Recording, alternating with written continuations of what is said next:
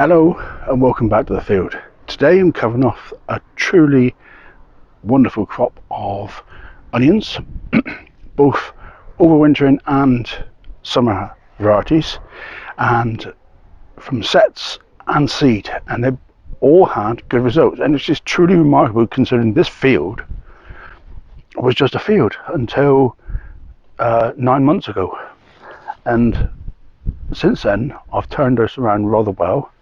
The compost that I've used to create the fertility is woodchip compost. I'll cover off that a little bit, but that's probably a thing for another video. But there's no fertiliser.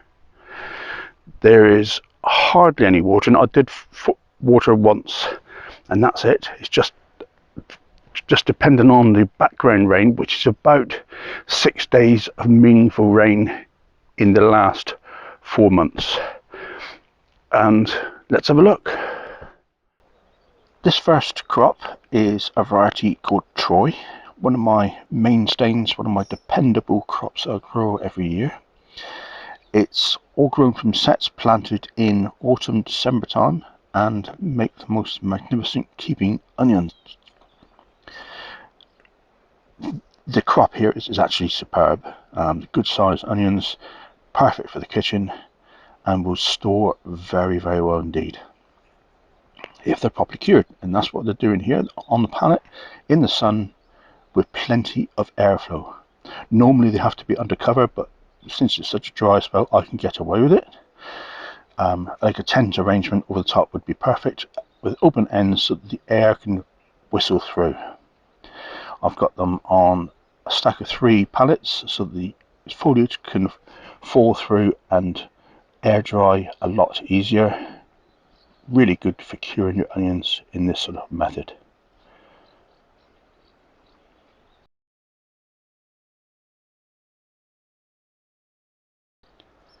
And all of this helps the long-term storage of these onions. Right, so this is my first seed bed. This is a variety called Redlander, and they've been planted into a couple of inches of composted wood chips that have been enhanced with fertility. I'll explain more later. Good sized crops, just about ready, just the foliage has gone over, so I'm going to get these out and I can have a good weed. Unfortunately, the depth of the compost wasn't enough to suppress the background weeds, so that's grown through. There's a couple that's gone to seed, bolted, but it's a minority, perhaps 2 or 3 in the whole crop, and as you can see the size is rather good. Very good for the kitchen, of course. Very dependable, these Redlander. Orderable from DT Brown, no affiliation whatsoever with DT Brown. Now this variety is another one that is recommended on YouTube called Globo, and these have turned out to be a really good crop this year.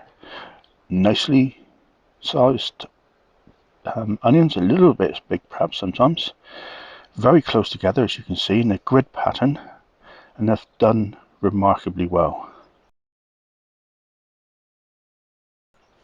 Very pleased with this crop, very good, and I will be growing these again. The time to harvest, of course, is when the foliage has gone over like this. Nature telling you time to harvest the onions, Mike. Yep, that's notched up as one good success for the year.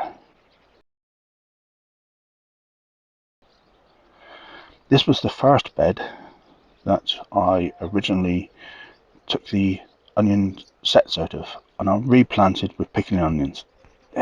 Probably not my best idea because you're carrying forward disease, but I was desperate to have a bed to get those out. This bed again was composted wood chips, but then covered over with old wood chips, not composted, but old wood chips, at least a year or so old. So they provided a good mulch on top, and this suppressed the weeds fairly well. Still not deep enough really, but you know, beggars can't be choosers. This bed has had a couple of weeds. Under this tarp section here was no wood chips, cropped just as well, perhaps very marginally better, but suffered from a lot more weeds. So the wood chips definitely helped, and they didn't really harm yields at all. In future, I'm going to extend this bed out because the creeping in of the couch grass and buttercups is a problem, and I'm going to put down a trench of wood chips like you've seen me in other videos. Overall, this was a success. Well, thank you very much for joining me on yet another video, and it just shows that you can grow good crop onions off a field that was grass 12 months ago. The only inputs are composted wood chips, which have been enriched by greens like comfrey, seaweed, and chopped up cabbage, that sort of thing, good old garden greens. Let the worms just get through it all, and then use that compost. There was never enough depth of soil there to subdue the weeds completely on both beds. That's a matter for another day, but it is what we had to put up with because of a lack of compost.